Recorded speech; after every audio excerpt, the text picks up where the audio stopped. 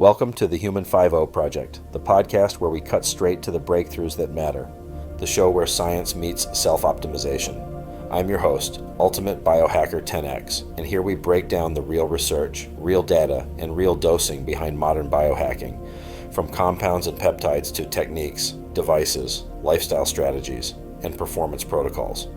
Most people jump in and jump out before they get the gold, so we're keeping it tight and delivering the essential insights you need without the fluff. If you've taken the time to hit play, we'll make sure you walk away with valuable knowledge that can transform your approach to longevity, health optimization, and beyond. People want permission to keep their habits. That's not a criticism, it's human nature. But dementia is not the place for vibes. And when a headline says, coffee slashes dementia risk by 18%, that's not a prescription, that's a hook. So today we're doing what headlines don't. We're walking through the design, the dose, the doubt, and then a decision tree that you can actually use on Monday morning. This is Ultimate Biohacker 10X on the mic with the Human 5.0 Project. No fluff, no sci-fi, just sci. Here's what dropped. A large analysis in the Journal of the American Medical Association, also known as JAMA, over 131,000 people, up to 43 years of follow-up, over 11,000 dementia cases tracked. And the core result?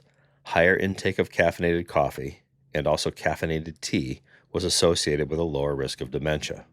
And decaf? No significant association. Now, that's not coffee prevents Alzheimer's. That's just an association. A signal. Maybe. Is this a signal we can use, or just noise that we want to believe?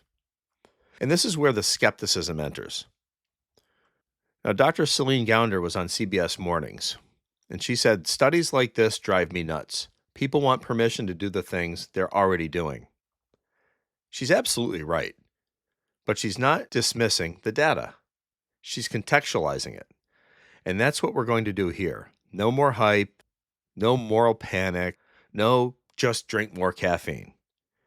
Let's translate the study like grown-ups. And this is where we earn credibility, by talking about what they actually did, not what social media thinks they did. The data comes from two of the most famous long-running health cohorts in the world: the Nurses' Health Study, primarily women, and the Health Professionals Follow-Up Study, primarily men. Combined, 131,821 participants. Time window, roughly 1986 to 2023, which gives you up to 43 years of follow-up. Now here's a strength that actually matters. This wasn't a one-time, what did you drink last week survey. They measured diet repeatedly, about every 2 to 4 years, using validated food frequency questionnaires. That means they're capturing long-term patterns, not just a single snapshot. Then outcomes. Dementia cases, 11,033, tracked over time. They also looked at subjective cognitive decline, basically self-reported worsening memory. And they had objective cognitive testing in one cohort. Think global cognition assessments. Okay? So this is one of the better observational setups that you can get. Big sample, long follow-up, and repeated measures. But it is still observational. There's no randomization, there's no placebo, and there's no double blind. And that one sentence is the spine of the whole episode. Let's talk numbers, because this is where the public gets tricked.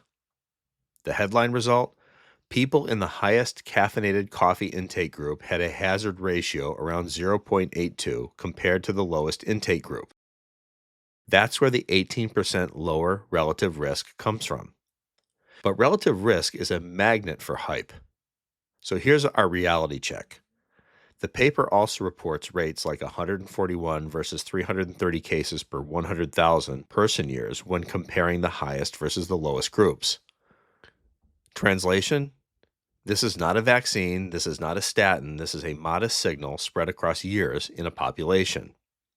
Now, dose response, the sweet spot. Benefits were most pronounced around 2 to 3 cups of coffee a day, or 1 to 2 cups of caffeinated tea per day. And importantly, the curve is not linear. This is not more is more. Past a certain point, the benefit doesn't keep climbing. Then the decaf result. decaffeinated coffee was not significantly associated with dementia risk. Now, careful, this does not prove caffeine is the cause. It simply tells us one piece of information. The coffee signal does not show up clearly for decaf in this analysis. And the cognitive decline piece? Subjective decline was lower in higher caffeine consumers, numbers like 7.8% versus 9.5% across the extremes. So, interesting signal, but we haven't earned do this advice quite yet. So let's sit in the skepticism for a minute. Not because the study is trash, because our interpretation is often trash. So here are the three major threats to the coffee saves brains story. Healthy user bias. Coffee drinkers, especially moderate routine coffee drinkers, may differ in major ways. More daily structure, more mobility, more social interaction, different work patterns, different healthcare engagement. So the question is, are we measuring coffee or a protective lifestyle pattern that coffee happens to be a part of? Next, reverse causation. This one is huge and nobody wants to talk about it. If someone is in early, undiagnosed cognitive decline, they may change behavior. They may cut caffeine because it worsens sleep, increases anxiety, spikes palpitations, or just feels off. So the non-coffee group can quietly accumulate people who are already on the path before anyone calls it dementia. Next, confounding by health status. Blood pressure is the classic example here. The point? Some people avoid caffeine because of high blood pressure, and high blood pressure is a known risk factor for cognitive decline and dementia. The study tried to control for this by excluding major chronic diseases at baseline and adjusting for lots of variables. But over 43 years, people develop conditions. They change meds, they change habits, and that's truly hard to fully adjust away. And then there's basic measurement noise. Cup sizes vary, caffeine content varies, tea varies, add-ins vary. Observational nutrition research always lives with that. If you only remember one thing from this episode, remember this. This study does not prove coffee protects the brain. It suggests coffee might be a marker of a protective pattern, or it might be a part of it. We don't know which. And that uncertainty matters because it changes what you do next. Now, mechanisms. This is where people get seduced. So I'm going to say this clearly. Mechanisms are not receipts. They're hypotheses, ways a correlation could be real. Here are three plausible buckets in 60 seconds. We'll do this quick. Caffeine and adenosine signaling. Caffeine blocks adenosine receptors, and that's part of why you feel alert. There's preclinical research suggesting adenosine pathways may touch inflammation and neurobiology, but this study doesn't prove that pathway prevents dementia. Second, polyphenols and plant compounds. Coffee and tea have these compounds, like chlorogenic acids and tea polyphenols, and that may support vascular or inflammatory health. But here's the nuance. These exist in decaf too, yet decaf didn't show a significant signal here. That doesn't kill the polyphenol hypothesis. It just keeps it uncertain. Lastly, the sleep paradox. Here you go, biohackers. If caffeine helps you move, train, connect, and stay engaged, net win. If it wrecks your sleep, net loss. And sleep disruption is not a small variable for brain health.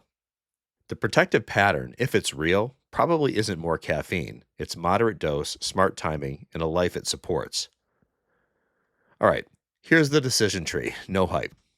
Rule number 1, don't start caffeine just for this. If you don't drink coffee or tea, this is not your reason to begin. There are bigger levers for brain health. Rule number 2, if you already drink caffeine and tolerate it well, aim for the study zone, 2 to 3 cups of coffee or 1 to 2 cups of tea a day. Keep the add-ins honest because the metabolic picture does matter. And set a cutoff time. Protect sleep. Many people do better cutting caffeine in the early afternoon.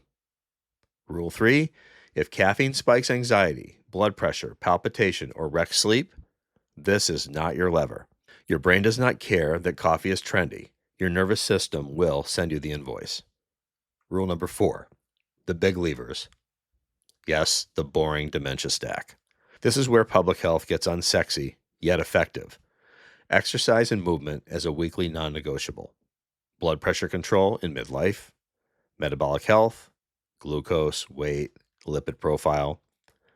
sleep quality and apnea screening, hearing assessment and treatment if needed. These are the moves with the strongest evidence base. Coffee might be one tile in the mosaic, but the mosaic is made of sleep, movement, connection, and metabolic health. Don't stare at one tile and ignore the whole picture. So this is an interesting study, and it's not definitive. It adds weight to the idea that midlife habits do matter. It does not mean coffee is a nootropic you should force feed yourself. And here's the permission reframe. If you enjoy coffee, enjoy it. If it's part of a morning walk, a conversation, a moment of quiet, that routine and connection may be part of the protective pattern that we're actually seeing. The caffeine may help. The context around it may matter even more. So here's what I want to know. What's your daily dose? And what's your sleep score? Comment coffee or tea and tell me how it fits into your real life. For now, stay strong, stay consistent, and stay skeptical but curious. This is Ultimate Biohacker 10X, and I'm out. I'm out. Thanks for listening to the Human 5.0 Project. If you found value in today's episode, share it with someone who's ready to elevate their biology. Make sure to follow the show for weekly deep dives into peptides, protocols, devices, lifestyle strategies, and the science of high-performance longevity. Until next time, stay curious, stay optimized, and stay 10X.